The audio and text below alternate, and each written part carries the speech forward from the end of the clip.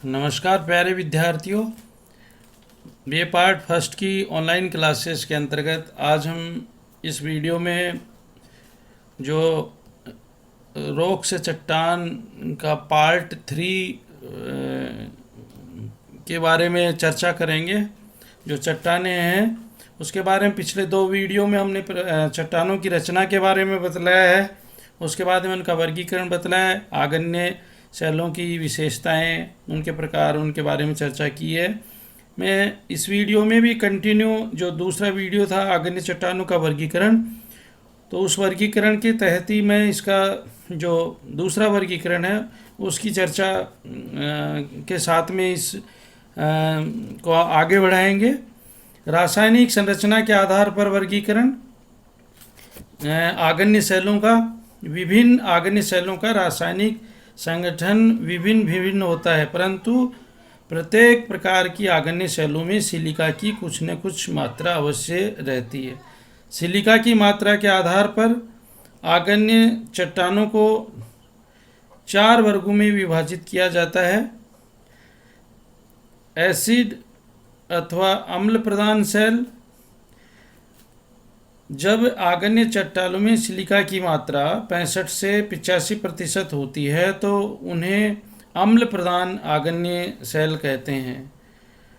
इनका औसत घनत्व 2.75 से 2.8 होता है, 2.80 होता है। जहाँ तक खनिजों का संबंध है, इनमें क्वार्टाइज तथा सफ़ेद या नीले रंग के फेलस्पार खनिज अधिक मात्रा में पाए जाते हैं, परंतु लोहा तथा मैग्नीशियम की मात्रा कम होती है। इस कारण इनका रंग पीला होता है। ये चट्टानें कड़ी होती हैं तथा अपरदन आसानी से संभव नहीं हो पाता। इसी कारण शैलों का प्रयोग मकान बनाने में अधिक होता है। ग्रेनाइट इस प्रकार की शैल का प्रमुख उदाहरण है। तो प्रिय विद्यार्थी, चट्टानों से संबंधित इस तीसरे वीडियो में हम चट्टानों का जो वर्गीकरण है उसमें जो आग्नेय शैल है उसकी विशेषताओं का, उनके वर्गीकरण के आधार पर, रासायनिक संरचना के आधार पर वो किस प्रकार से अलग है उसकी चर्चा कर रहे हैं। तो एसिड अम्ल प्रधान की हमने भी बात की है। दूसरा जो प्रकार है इसका वो है बेसिक आग्नेय शैल। जब आग्नेय शैल में सिलिका का प्रतिशत 45 से 60% तक रहता है तो उसे बेसिक शैल कहते हैं। इसका औसत घनत्व 2.8 से 3 तक होता है। बेसिक चट्टानों में फेरोमैग्नीशियम की प्रधानता होती है तथा फेल्सपर की कमी होती है। लोहे की अधिकता से इन चट्टानों का रंग गहरा होता है। बेसिक चट्टान वजन में भारी होती है और अपरदन का प्रभाव शीघ्र होता है। इसमें कण बारीक होते हैं। बेसाल्ट, ग्रेवो तथा डोलोराइट इसके प्रमुख उदाहरण हैं बेसिक आग्नेय शैल के विद्यार्थियों। तीसरा जो प्रकार है रासायनिक संरचना के आधार पे वो है मध्यवर्ती शैल। जब आग्नेय शैल में सिलिका की मात्रा एसिड तथा बेसिक चट्टानों के बीच की होती है तो चट्टान को मध्यवर्ती आग्नेय शैल कहते हैं। इसका घनत्व 2.75 से 2.80 होता है और इसका प्रमुख उदाहरण डायोराइट तथा एंडेसाइट है। चौथा जो रासायनिक विभाजन है रासायनिक प्रकार से वो है अल्ट्रा बेसिक चट्टानें। जब आग्नेय शैलों में सिलिका की मात्रा 45 से कम होती है तथा घनत्व 2.8 से 3.4 होता है तो उस शैल को अल्ट्रा बेसिक चट्टान कहते हैं। पेरियोडोटाइट इसका प्रमुख उदाहरण है। तीसरा जो प्रकार है कणों की बनावट के अनुसार वर्गीकरण। आग्नेय चट्टानों में कणों की बनावट 3 बातों पर निर्भर होती है: लावा की उत्पत्ति तथा उसके ठंडा होने का स्थान। दूसरा है विद्यार्थियों की लावा के ठंडा होने तथा ठोस होने की गति। एवं तीसरा है कि तरल लावा के साथ जल एवं गैसों की मात्रा कितनी है, उसके ऊपर कणों की रचना डिपेंड करती है। यदि लावा धीरे धीरे क्रम से ठंडा होता है तो कणों की बनावट सुचारू रूप से होती है, परंतु जब कार्य शीघ्रता से तीव्र गति से संपन्न होता है तो कणों की बनावट पूर्ण रूप से नहीं हो पाती।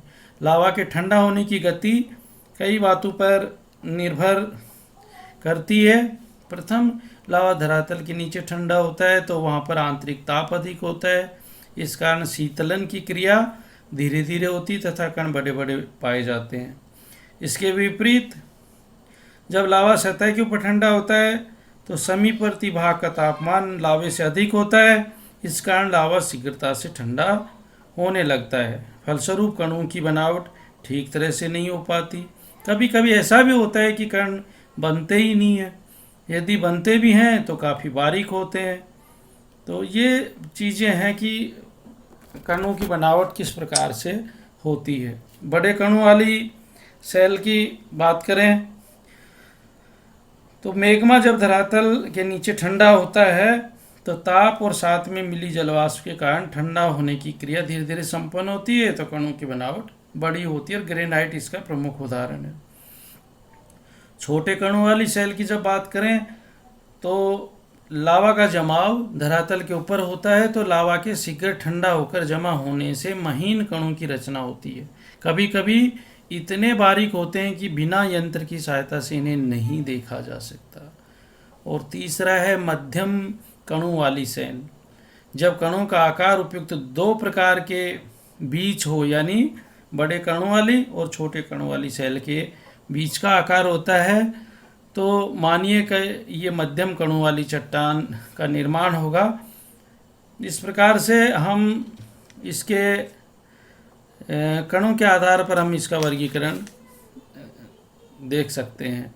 ग्रेनाइट आग्नेय जो सेल है वो बहुत ही महत्वपूर्ण है। ग्रेनाइट को हम प्रत्यक्ष में भी देखते हैं तो इसके बारे में भी थोड़ी सी चर्चा कर ली जाए ताकि इसकी बेसिक जो कॉन्सेप्ट है वो हमारे क्लियर हो जाए।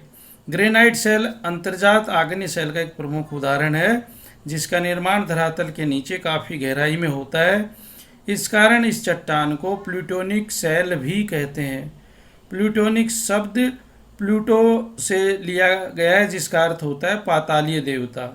ग्रेनाइट शब्द का तात्पर्य दो रूपों में लगाया जाता है। प्रथम यह है कि ग्रेनाइट समूह या परिवार को जिसमें अनेक और सेलें सम्मिलित हैं ये प्रदर्शित करती हैं। दूसरा, इस शब्द में बड़े बड़े कणों वाली आग्नेय चट्टानों का आभास होता है। चूँकि ग्रेनाइट चट्टान का निर्माण बहुत ही गहराई में होता है, मैग्मा के धीरे धीरे ठंडा होने से होता है, कणों की बनावट ठीक तरह से होती है, उनका आकार बड़ा बड़ा होता है। इस कारण रवेदार ग्रेनाइट को मोटे बड़े कणों वाली आग्नेय सेल भी कहते हैं।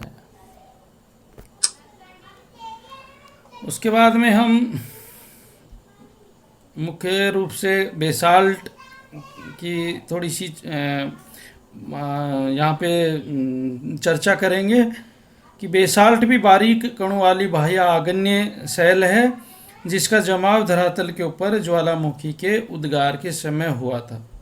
जब लावा का जमाव एवं ठोस रूप शीघ्रता से हो गया तो कणों का अभाव हो गया। यही कारण कि कुछ बेसाल्ट चट्टानों में कण नहीं मिलते। ऐसी चट्टानों को ग्लासी बेसाल्ट कहते हैं। जमीन के जमाव में कुछ मिल गया हो तो कुछ बारीक कणों की रचना संभव हो गई। इन्हें एफेनिटिक बेसाल्ट कहते हैं। इस बेसाल्ट की रासायनिक संरचना में सिलिका की मात्रा 45 से 65% तक होती है। यह चट्टान भारी होती है परंतु कठोरता की दृष्टि से मुलायम होती है तथा इसका विखंडन बड़ी आसानी से हो जाता है। इसमें लोहे की मात्रा सर्वाधिक होती है जिस कारण बेसाल्ट का रंग काफ़ी गहरा होता है। कभी कभी लावा के विस्तृत प्रवाह के ठंडा होने से सिकुड़न पड़ जाने से कुछ बेसाल्ट चट्टानों में बहुभुज के आकार के विदर पड़ जाते हैं जो कि राख या ज्वालामुखी धूल से भर जाते हैं। बेसाल्ट चट्टानों में फेलस्पार सबसे अधिक मात्रा में यानी 46.2% विद्यार्थियों पाया जाता है। इसके अलावा आजाइट 36.9%, ओल्विन 7.6%, खनिज लोहा 9.5% तथा अन्य खनिज 2.4% तक बेसाल्ट में पाए जाते हैं। यानी बेसाल्ट मुख्य रूप से सिलिका की प्रधानता के ऊपर निर्भर करता है। 45 से 65% तक इसका योगदान रहता है। आग्नेय चट्टानों से कुछ स्थलाकृतियाँ बनती हैं जिनके हम अपरदन के बाद में इनके विभिन्न रूप धरातल के ऊपर देखने को मिलते हैं। पठारी भाग इनके उदाहरण हैं। लावा युक्त मेसा तथा बुंटी इसके उदाहरण हैं। और उसके अलावा टार का निर्माण है, होगबैग है, सिपरॉक है, मेसा बुंटी, ये मुख्य रूप से इसी के उदाहरण हैं जो विभिन्न प्रकार की स्थलाकृतियों के द्वारा इसका निर्माण होता है। धन्यवाद दोस्तों, इस वीडियो में इतना ही। धन्यवाद।